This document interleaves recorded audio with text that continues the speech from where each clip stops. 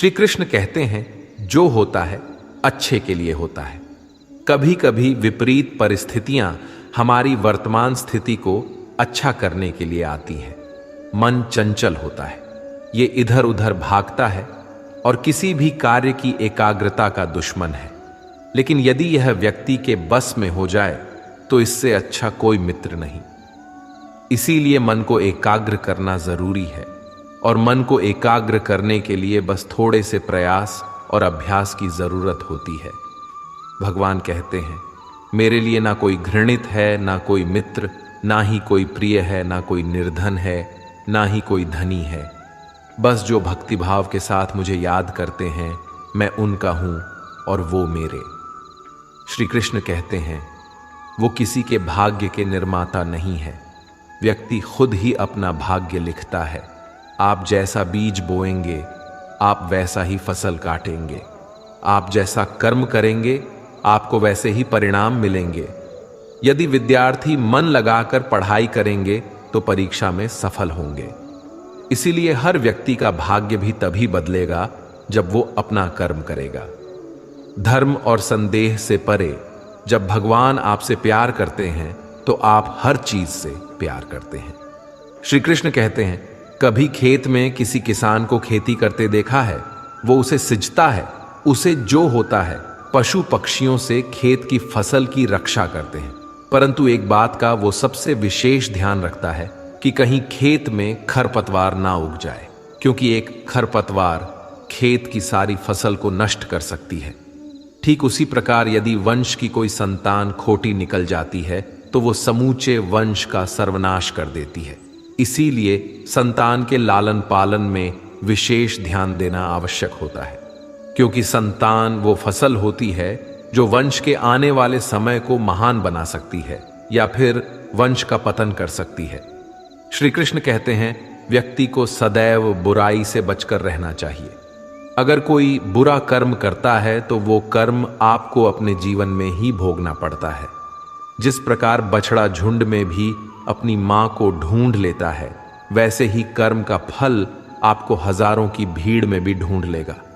ईश्वर कण कण में निवास करते हैं। छोटे से छोटे जीव के हृदय में ईश्वर का वास होता है। उस जीव को कष्ट का अनुभव होना ईश्वर को कष्ट का अनुभव कराता है। अर्थात किसी जीव को कष्ट देकर आप अपने ईश्वर को खुश कैसे देख सकते हैं? जो श्री कृष्ण का दास हो जाता है वो अपने आराध्य से ऐसे दिन न दिखाने की कामना करता है। जब उसमें गुरूर आ जाए तो आपने कृष्ण का सेवक बनकर ही जीवन सफल बनाना चाहता है। जो व्यक्ति सदैव हंसता खेलता मुस्कुराता रहता हो, अगर वो अपने स्वभाव से भिन्न हो जाए, अर्थात चुप गुमसुम उदास रहने लगे, तो समझना उसके हृदय में एक दर्द है। उस दर्द ने उसे कमजोर बना दिया है। जिस व्यक्ति के पास संपूर्ण धन दौलत ऐश्वर्य वैभव सब है मगर संतुष्टि नहीं है, उस धन दौलत का कोई अर्थ नहीं है, क्योंकि वो व्यक्ति सदैव असंतुष्टि की स्थिति में रहता है। जिसके पास संतुष्टि है वो थोड़े में भी संतुष्ट रहता है।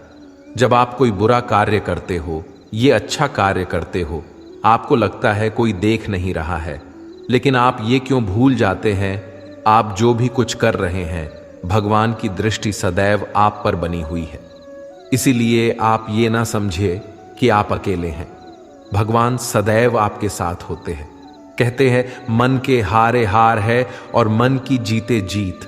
अर्थात जिस प्रकार सकारात्मक विचारों से सफलता मिलती है, उसी प्रकार नकारात्मक विचार असफलता के मार्ग की ओर अग्रसर करते हैं। क्योंकि जैसा हम सोचते हैं वैसा ही हम बन जाते हैं, और अपने विचारों के माध्यम से ही हमें नकारात्मक और सकारात्मक परिणाम मिलते हैं। इसीलिए अपनी सोच को हमेशा सकारात्मक रखें। मनुष्य ही एक ऐसा प्राणी है जो कर्म करता है, इसलिए कर्म करना प्रत्येक व्यक्ति का धर्म भी है। धर्म करने वाला व्यक्ति ही कर्मवीर कहलाता है। इसीलिए कर्म करते रहना खाली बैठे रहने से बेहतर होता है। श्री कृष्ण कहते हैं, अगर आपको याद ही नहीं कि गुच्छे की कौन सी चाबी ताले को खोल सकती है, फिर भी आप लगातार ताले को खोलने का प्रयास करते रहते हैं। फिर भी वो ताला नहीं खुलता है। अधिकतर लोग ऐसी परिस्थिति में अपनी आशा खो बैठते हैं। उन्हें लगता है कहीं चाबी खो गई है और वो तिलमिला जाते हैं, क्रोधित हो उठते हैं। परंतु उस समय धैर्य रखें, क्योंकि गुच्छे की अंतिम चाबी ताला खोल सकती है। कुल्हाड़ी का अंतिम प्रहार वृक्षों को काट के गिरा देता है, परंतु क्या सत्य में कुल्हाड़ी का अंतिम प्रहार वृक्षों को काट कर गिरा देता है? आपको आपका लक्ष्य दिला देता है? नहीं, आपका निरंतर प्रयत्न ही आपको सफलता दिलाता है। जब आपका मन निराश हो, अपने कार्य में दोगुनी उत्साह से जुड़ जाइए, क्योंकि अनावृत बहता जल ही कठोर चट्टान को काट सकता है।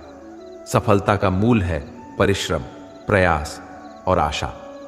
श्री कृष्ण कहते हैं, आपको पूरे धैर्य और भगवान पर विश्वास के साथ अपना जीवन निर्वाह करना चाहिए। लोग अक्सर सच कहने से बचते हैं या डरते हैं, पर सत्य कभी छुप नहीं सकता, ना ही कभी मिट सकता है। हम कितना भी छुपा लें, एक दिन सच तो उजागर हो ही जाएगा।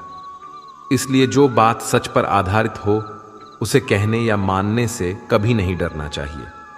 लोग अपने शरीर को सुंदर बनाने में लगे रहते हैं, पर आत्मा की सुंदरता शरीर की सुंदरता से कहीं ज्यादा महत्वपूर्ण है। शरीर तो नश्वर है, मिट्टी से बना है और मिट्टी में ही मिल जाता है, पर आत्मा अमर है।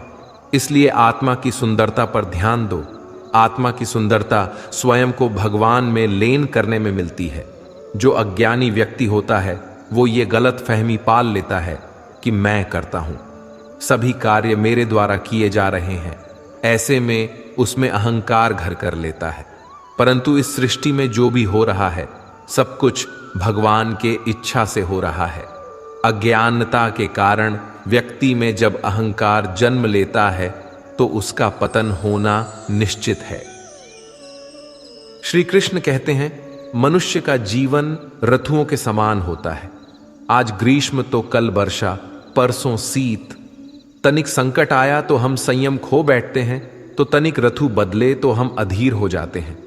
अपने आक्रोश, अपने क्रोध में हम उनसे ही संबंध बिगाड़ लेते हैं जो हमारे अपने होते हैं। क्यों ऐसा ही होता है ना? हमें लगता है कि हमारे अपने हैं, फिर से मना लेंगे। परंतु स्मरण रखिए, सादा ऐसा करना संभव नहीं होता। सागर की उछलती लहरों को तट सहता है, और यदि तट ही टूट जाए तो बाढ़ आ जाती है। हमारे संबंध दूध की भांति होती है। दूध तप कर उबल सकता है, परंतु यदि उसमें खटास आ जाए तो फट भी जाते हैं, और फटे दूध को चाहे कितना मत लो, उसमें से मातम नहीं निकलेगा। इसलिए अपने संबंधों को संभाल कर निभाना चाहिए। श्री कृष्ण कहते हैं, जो व्यक्ति अपने अहंकार से भारी हो जाता है, जिसमें अभिमान भर जाता है, वो उस पत्थर की भांति हो जाता है, जो भारी होने के बावजूद भी नदी की धारा में डूबकर अपना अस्तित्व खो देता है। अगर किसी लक्ष्य, खुशियां, सफलता की प्राप्ति में लंबा समय लग रहा है, प्रतीक्षा की अवधि अधिक है, तो हो सकता है आपकी अपेक्षा से ज्यादा आपको मिलने वाला है।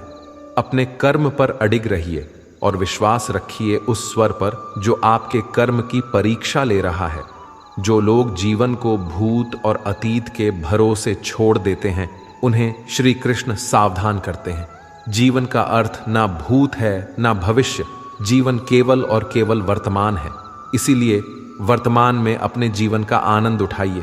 श्री कृष्ण कहते हैं, संगति या साथ, मित्र या साथी मनुष्य के व्यक्तित्व के लिए सबसे महत्वपूर्ण होती है। आप कहेंगे कैसे? मनुष्य अपने व्यक्तित्व के लिए उत्तरदायी होता है, परंतु मनुष्य संगति में ना चाहते हुए भी उसका व्यक्तित्व संगत की भांति हो जाता है। मान लीजिए, एक पात्र में जल, दूसरे में दूध है और तीसरे में मलिन कीचड़ रखा हुआ है। यदि इस जल को दूध में मिला दें तो ये जल दूध बन जाता है, और यदि इसी जल को हम मलिन कीचड़ में मिला दें तो ये जल कीचड़ बन जाएगा। ऐसी कोई युक्ति नहीं कि जल बिना घुले मिले दूध या किचन में अपना अस्तित्व बनाए रखें या उनसे अलग रहे। और ठीक ऐसा ही मनुष्य के जीवन में भी होता है। यदि एक गुणहीन व्यक्ति गुणवानों की संगत में बैठे तो उसे लोग क्या समझेंगे? गुणवान सम्मान का पात्र समझा जाएगा, और यदि एक गुणवान व्यक्ति गुणहीनों के संगत में जा बैठे तो उसे भी तिरस्कार मिलता है। इसलिए अपने जीवन में सदैव संगति सोच समझकर सावधानी से चुनिएगा। श्री कृष्ण कहते हैं, वो सब कुछ करो जो तुम्हें करना है, लेकिन लालच से नहीं, अहंकार से नहीं, वासना से नहीं, ईर्ष्या से नहीं, बल्कि प्रेम, करुणा और भक्ति के साथ।